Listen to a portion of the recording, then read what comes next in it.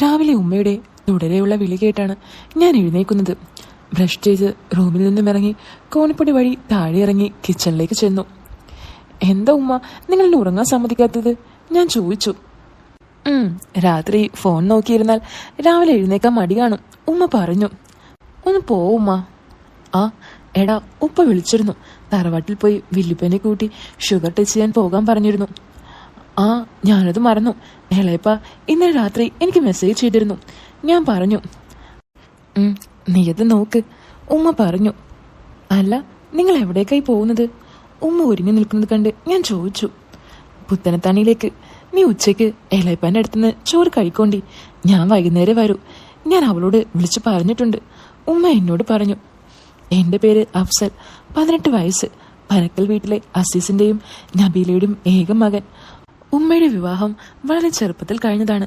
ഉമ്മയുടെ ഉപ്പാക്ക് വയ്യാതായപ്പോൾ മരിക്കുന്നതിന് മുമ്പ് മോളുടെ വിവാഹം കണ്ടിട്ട് മരിച്ചാൽ മതിയെന്ന കാരണം കൊണ്ട് 17-ാം വയസ്സിൽ കാണാൻ മോശമല്ലാത്ത ഗൾഫുകാരനായ ഉപ്പയുടെ കാര്യം വന്നപ്പോൾ ഉമ്മാന്റെ വീട്ടുകാർ അവരുടെ വിവാഹം നടത്തി. ഉമ്മാന്റെ താഴെ ഒരു അനിയനുണ്ട്, സുഹൈൽ, ഖത്തറിലാണ് ജോലി.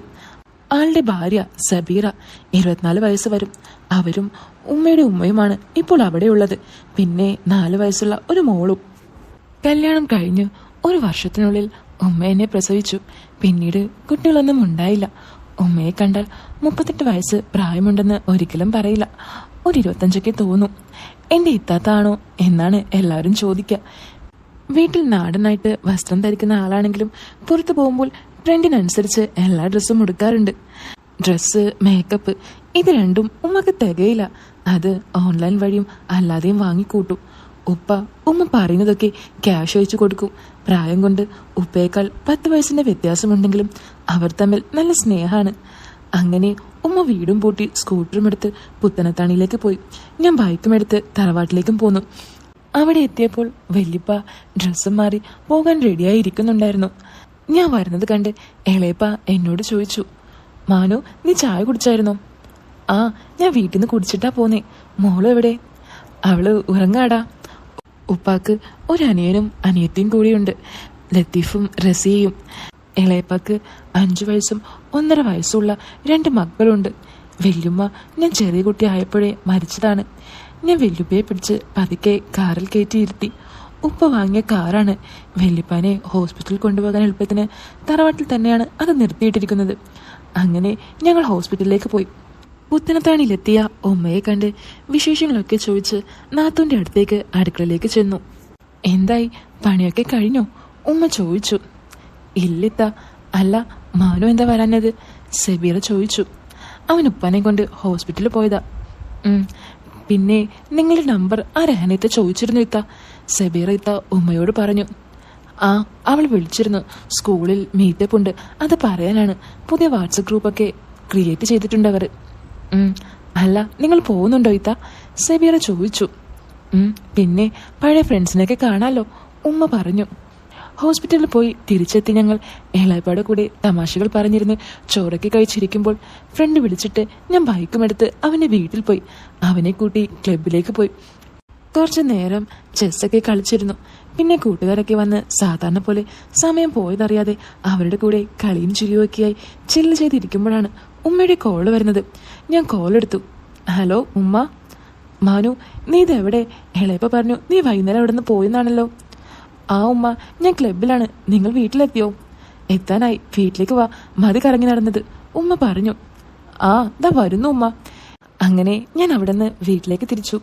വീട്ടിലെത്തിയപ്പോൾ ഉമ്മ എനിക്കായി കൊണ്ടുവന്ന ഉമ്മാന്റെ വീട്ടിലെ സ്പെഷ്യൽസൊക്കെ എടുത്തു തന്നു. അതൊക്കെ ഞാൻ കഴിച്ചു. അങ്ങനെ കുറച്ച് ദിവസങ്ങൾ കഴിഞ്ഞ് ഞായറാഴ്ച രാവിലെ ഉമ്മ എന്നെ വിളിച്ച് ചോദിച്ചു. എടാ, നിനക്കിന്ന് എവിടെയെങ്കിലും പോകാനുണ്ടോ? എന്താ ഉമ്മ അങ്ങനെ ചോദിച്ചത്? ഞാൻ ചോദിച്ചു. ഉണ്ടോന്ന് പറ. ഇല്ല. എന്നാ നീ ഡ്രസ്സ് മാറ്. എവിടെ പോനാ ഉമ്മ? ഞാൻ വീണ്ടും ചോദിച്ചു. എടാ, എൻ്റെ സ്കൂളിൽ ഇന്ന് മീറ്റപ്പ് ഉണ്ട്, അതിന് പോകാനാണ്, ഉമ്മ പറഞ്ഞു. അയ്യേ, ഞാനൊന്നും വരുന്നില്ല. എന്തിനാ ആങ്ങളെയാണെന്ന് ചോദിക്കുന്നത് കേൾക്കാനാണോ? ഞാൻ ഉമ്മയോട് ചോദിച്ചു. ഓ, എനിക്കിത്തിരി സൗന്ദര്യമുള്ളത് എൻ്റെ തെറ്റാണോടാ? ഉമ്മ കളിയായി പറഞ്ഞു. ഓ, ഒരു സുന്ദരി കൊത വന്നിരിക്കുന്നു, ഞാനും പറഞ്ഞു. അപ്പോ നീ വരുന്നില്ലല്ലോ? ഇല്ലുമ്മ. എന്നാ നീ പോര്, ഉമ്മുമ്മാന്റെ അടുത്ത് നിന്നാൽ മതി, ഞാൻ കഴിഞ്ഞിട്ട് അങ്ങോട്ട് വന്നോളാം. അതൊക്കെ പുത്തനത്താണി പോയിട്ട് കുറച്ച് ദിവസമായി, ഞാൻ പറഞ്ഞു. അങ്ങനെ ഉമ്മൻ്റെ സ്കൂട്ടറിന്റെ പിറകിൽ കയറി ഞാൻ മാമന്റെ വീട്ടിൽ പോയി. കുറച്ചു കഴിഞ്ഞ് ഉമ്മ സ്കൂളിലേക്കും പോയി. അന്ന് ഒരുപാട് വൈകി ഇരുട്ടായി തുടങ്ങിയപ്പോഴാണ് ഉമ്മ തിരിച്ചു വന്നത്. അന്ന് ഉമ്മൻ്റെ വീട്ടിൽ നിന്നിട്ട് പിറ്റേന്നാണ് ഞങ്ങൾ വീട്ടിലേക്ക് പോയത്. പക്ഷേ മീറ്റപ്പിന് ശേഷം ഉമ്മക്ക് എന്തൊരു മാറ്റം തോന്നി എനിക്ക്. എപ്പോഴും ഫോണിൽ തന്നെയായിരുന്നു. ഞാൻ ചോദിച്ചപ്പോൾ വാട്സപ്പിൽ പുതിയ സ്കൂൾ ഗ്രൂപ്പ് ഉണ്ട്, അതിൽ മെസ്സേജ് നോക്കുന്നതാണെന്ന് പറയും. അങ്ങനെ പ്രശ്നങ്ങളൊന്നുമില്ലാതെ മുന്നോട്ട് പോകുമ്പോൾ ഒരു ദിവസം ഞാൻ പുറത്തു പോയിട്ട് വീട്ടിൽ വരുമ്പോൾ പുറത്ത് നല്ല പരിചയമുള്ളൊരു കാറ് വീടിന്റെ മുന്നിൽ കിടക്കുന്നത് കണ്ടു. ഉമ്മ എന്ന് വിളിച്ചുകൊണ്ട് ഞാൻ വീടിന്റെ അകത്തേക്ക് കയറിയപ്പോൾ കാണാൻ വലിയ മോശമല്ലാത്ത ഒരു ഇത്തയെ ഞാൻ കണ്ടു. ആ, നീ വന്നോടാ. എന്നെ കണ്ടതും ഉമ്മ ചോദിച്ചു. ഇതാരാ ഉമ്മ? ഞാൻ ഉമ്മയോട് ചോദിച്ചു. എടാ, ഇതിന്റെ കൂടെ പഠിച്ച കൂട്ടുകാരിയാ. നബീല മോനാണോ ഇത്? അവർ ഉമ്മയോട് ചോദിച്ചു. അതേടി. വലിയ ചെക്കനായല്ലോ, അവർ പറഞ്ഞു. നിന്റെ ഉമ്മാന്റെ സ്കൂളിലെ ബെസ്റ്റ് ഫ്രണ്ടാണ് ഞാൻ. എൻ്റെ പേര് സുറുമി. അവർ സ്വയം എന്നെ പരിചയപ്പെടുത്തി. എന്നാ ഇനി പോട്ടെ നബീല, പിന്നെ വരാം. ഇപ്പോ വീടൊക്കെ കണ്ടല്ലോ, ഇനി എപ്പോ വേണമെങ്കിലും വരാലോ. പ്രശാന്ത് വാ പോകാം, അവർ പറഞ്ഞു. ലിവിംഗ് റൂമിന്റെ ഉള്ളിൽ നിന്നും വരുന്ന ആളെ കണ്ടതും ഞാൻ നെട്ടി. എന്നെ കണ്ട പ്രശാന്ത്, അഫ്സൽ ഇത് നിന്റെ വീടാണോ? ആ അതെ. അല്ല ചേട്ടനെന്താ ഇവിടെ? ഞാൻ ചോദിച്ചു. എൻ്റെ ഫ്രണ്ട് ദാസിന്റെ അയൽവാസിയാണ് ഈ പ്രശാന്ത്. +2 പഠിക്കുന്ന സമയത്ത് വീഡിയോ കാണാനും ചേട്ടന്റെ ജിമ്മിൽ വരുന്ന പെണ്ണുങ്ങളെ നോക്കാനും എപ്പോഴും പോയി പരിചയമുണ്ട്. അന്ന് ദാസ് പറഞ്ഞിട്ടുണ്ട് പെൺവിഷയത്തിൽ ചേട്ടനൊരു അഗ്രഗണ്യനാണെന്ന്. പിന്നെ 6 പാക്കൊക്കെ ഉണ്ട്, കാണാനും വലിയ തെറ്റൊന്നുമില്ല. ഞാൻ മനസ്സിലോർത്തു. എൻ്റെ ആലോചന കണ്ട് ചേട്ടൻ ചോദിച്ചു, എന്താ അഫ്സൽ നീ ഇങ്ങനെ ആലോചിച്ച് നിൽക്കുന്നത്? ഏയ് ഒന്നുമില്ല.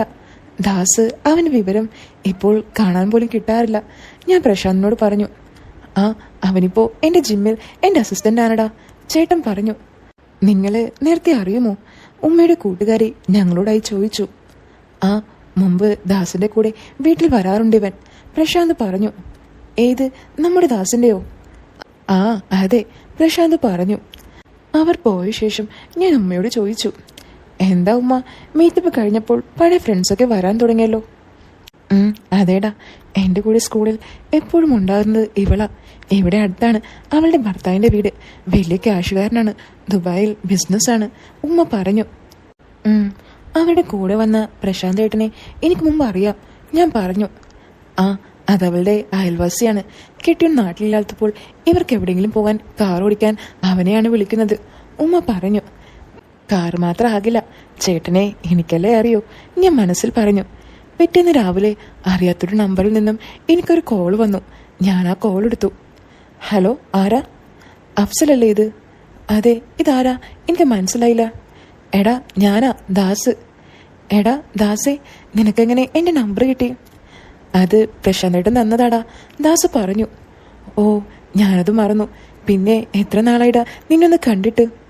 എടാ പാണ്ടിക്കാട് വാ, നമുക്ക് കാണാലോ. ആ, എന്തായാലും വരും, കാണാൻ ആഗ്രഹമുണ്ടടാ, ഞാൻ പറഞ്ഞു. പിറ്റേന്ന് ഞാൻ രാവിലെ ദാസിന്റെ അടുത്ത് പോയി. 1/2 മണിക്കൂർ കൊണ്ട് അവിടെ എത്തി. അങ്ങനെ ഞാൻ വീണ്ടും ദാസുമായും പ്രശാന്തേട്ടനുമായും അടുത്തു. മിക്ക ദിവസവും കാണാൻ തുടങ്ങി. അവിടെ വെച്ച് പുതിയ ചില കൂട്ടുകാരെയും കിട്ടി. അങ്ങനെ കുറച്ചു ദിവസം കഴിഞ്ഞു. 2 ദിവസമായിട്ട് പ്രശാന്തേട്ടനെ കാണാതായപ്പോൾ ഞാൻ ദാസിനോട് ചോദിച്ചു, പുള്ളി എവിടെ പോയെന്ന്. അപ്പോൾ ദാസ് പറഞ്ഞു, എടാ പുതിയ ഏതോ ഒരുത്തി കിട്ടിയിട്ടുണ്ട്, അതാ, അത് മടുക്കുമ്പോൾ ഇനി കാണാൻ കഴിയുള്ളൂ, ദാസ് പറഞ്ഞു. ഓ, അപ്പോൾ വെറുതെ അല്ല, ചേട്ടൻ്റെ ഫോണിൽ വിളിക്കുമ്പോഴൊക്കെ സ്വിച്ച് ഓഫ്. അല്ലടാ, നിനക്കാരെങ്കിലും ഉണ്ടോ ഇതുപോലെയൊക്കെ? ഞാൻ ദാസിനോട് ചോദിച്ചു. ആ, ഒരാളുണ്ട്, ചേട്ടൻ കൊണ്ട് നടക്കുന്നത് തന്നെയാണ്. പക്ഷേ ചേട്ടൻ അറിയില്ല, അറിഞ്ഞാൽ നിന്റെ കാര്യം തീരും, ദാസ് പറഞ്ഞു. എടാ ആരാ കക്ഷി? ഞാൻ ചോദിച്ചു. അത് എൻ്റെ അയൽവാസി നിസാറിന്റെ ഭാര്യ സുറുമി, അവൻ പറഞ്ഞു. എനിക്കവൻ ആ പേര് പറഞ്ഞപ്പോൾ തന്നെ ആളെ മനസ്സിലായി, ഉമ്മാന്റെ ഫ്രണ്ടാണെന്ന്. പിന്നെ ഞാൻ ഒന്നും ചോദിച്ചില്ല. അന്ന് രാത്രി ഞാൻ ഫോണിൽ വീഡിയോ കണ്ടുകൊണ്ടിരിക്കുമ്പോൾ ഉറക്കം വരാതെ തിരിഞ്ഞ് മറിഞ്ഞു കിടക്കുമ്പോഴാണ് താഴെ പെട്ടെന്ന് എന്തോ ശബ്ദം കേട്ടത്. ഇതെന്താ ഒരു ശബ്ദം? രാത്രി 11 മണിയായല്ലോ. ഞാൻ അതും പറഞ്ഞ് താഴെ കോണി സ്റ്റെപ്പ് ഇറങ്ങി ഉമ്മയുടെ റൂമിന്റെ അടുത്തേക്ക് ചെല്ലുമ്പോൾ ഉള്ളിൽ നിന്നും എനിക്ക് നല്ല പരിചയമുള്ള ഒരു പുരുഷന്റെ ശബ്ദം കേട്ട് എനിക്ക് പേടിയും ഒപ്പം സംശയവും തോന്നി. ഞാൻ വാതിൽ ലോക്കിന്റെ തുളയിലൂടെ നോക്കി. ശരിക്കും ഞെട്ടിപ്പോയി. പ്രശാന്ത് ഏട്ടനും എൻ്റെ ഉമ്മയും. ഒരിക്കലും പ്രതീക്ഷിക്കാത്ത ഒരു കാഴ്ചയാണ് ഞാൻ ഉള്ളിൽ കണ്ടത്. നബീല, ഞാൻ ആദ്യമായിട്ടാണ് ഒരു പെണ്ണിനെ ഇങ്ങനെ മടുപ്പ് തോന്നാതെ വീണ്ടും വീണ്ടും തേടി വരുന്നത്. പ്രശാന്ത് ഏട്ടൻ ഉമ്മയോട് പറഞ്ഞു. ഉമ്മ ഒന്ന് മൂളുന്നുണ്ട്. നബീല, എന്നാൽ ഇത്രയും നാള് നീ എൻ്റെ കണ്ണിൽ പെട്ടില്ലല്ലോ, പ്രശാന്ത് ഏട്ടൻ പറഞ്ഞു. അത് പിന്നെ ഇതിന് ഇത്രയും രസമുണ്ടെന്ന് ഞാൻ ഒരിക്കലും കരുതിയില്ല, ഉമ്മ അയാളോട് പറഞ്ഞു. അല്ല, നമ്മളന്ന് റിസോർട്ടിൽ പോയത് ആർക്കെങ്കിലും സംശയമുണ്ടോ, പ്രശാന്ത് ഏട്ടൻ ചോദിച്ചു. ഏയ് ഇല്ല, ഉമ്മ പറഞ്ഞു. അപ്പോ ഉമ്മ പുറത്തൊക്കെ പോയി. ഛേ, അന്ന് അമ്മാവിൻ്റെ അടുത്ത് പോവാണെന്ന് പറഞ്ഞ് ഇവിടെ നിന്ന് പോയത് അതിനായിരുന്നു അല്ലേ, ഞാൻ മനസ്സിൽ പറഞ്ഞു. വീണ്ടും ഞാൻ ആ ഹാളിലൂടെ ഉള്ളിലേക്ക് നോക്കുമ്പോൾ അവർ അവരുടെ കാര്യപരിപാടികൾ തുടർന്നിരുന്നു. അതെല്ലാം ഞാൻ നല്ലതുപോലെ നോക്കിക്കണ്ടു. കുറച്ചു കഴിഞ്ഞപ്പോഴേക്കും എല്ലാം കഴിഞ്ഞ് അവർ ഫ്രഷ് ആകാനായി പോയി. കുറച്ചു കഴിഞ്ഞ് രണ്ടുപേരും ഫ്രഷായി വന്ന് തിരിച്ച് ബെഡിലിരുന്നു. എന്നിട്ടുമ്മ അവനോട് പറഞ്ഞു, താങ്ക് യു പ്രശാന്ത് എന്നും പറഞ്ഞ് 500-ന്റെ കുറച്ച് നോട്ട് അവന് നൽകി. എനിക്കത് കണ്ടിട്ട് ഉമ്മയോട് വെറുപ്പ് തോന്നി. ആ സമയം പ്രശാന്ത് ഉമ്മയോട് പറഞ്ഞു, നീ 2 ദിവസം കഴിഞ്ഞിട്ട് എന്തെങ്കിലും പറഞ്ഞിറങ്ങ്, നമുക്ക് ഒരിടം വരെ പോകാം. നോക്കട്ടെ മാനു, അവൻ അറിയരുത്, വേറെ എന്തും ഞാൻ സഹിക്കും, ഉമ്മ അവനോട് പറഞ്ഞു. ആ, അവന്റെ കാര്യം ഞാൻ നോക്കിക്കോളാം, പ്രശാന്ത് പറഞ്ഞു.